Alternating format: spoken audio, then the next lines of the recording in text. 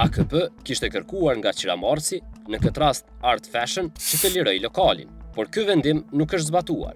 Kështu, për zbatimin e vendimit për lirimin e pronës, Agjencia Kosovare e Privatizimit kërkoi asistencën e Policisë së Kosovës, por ky asistim nuk u realizua. Kjo pasi, siç thuhet, kryeprokurori i Ferizajt, Burim Qerkini, përmes një urdhri verbal, i tha policisë të mos ofronte asistimin pasi për këtë pronë ka një mos të sigurisë. Albion Sherifi e konsideron këtë ndërhyrje direkte dhe të paligjshme të kryeprokurorit.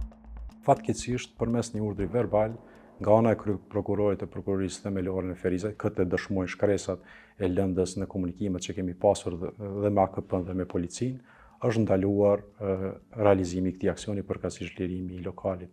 Dhe sot asaj dite, ai lokal shfrytëzohet pa kontratë, shfrytëzohet pa qira. Përkundrazi, vend se unë të ndihmohem si familjar, si pronar i kësaj prone, unë pengohem.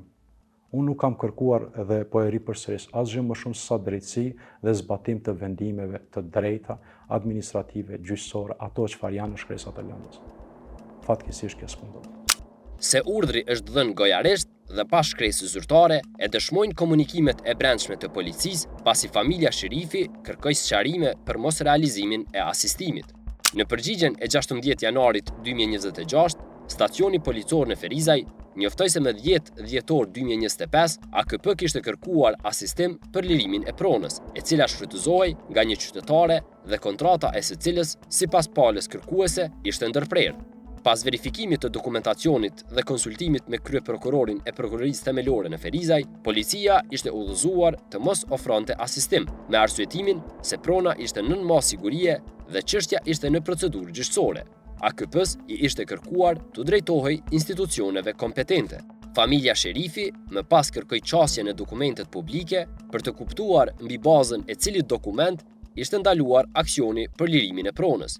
Në një komunikim elektronik të 27 janarit 2026, Avni Uruqi, përmes një emaili drejtuar kolegëve të tij në Policinë e Kosovës, theksonte: "Është hera e tretë që personi Albion Sherifi na drejtohet me shkresë për qasje në dokumente zyrtare. Njoftojeni të njëjtin që ne si Policia e Kosovës nuk posedojmë ndonjë dokument të shkruar nga prokuroria për mos ekzekutimin e kërkesës nga AKP e as me AKP-n nuk kemi ndonjë shkresë për mos ekzekutim të kërkesës së tyre.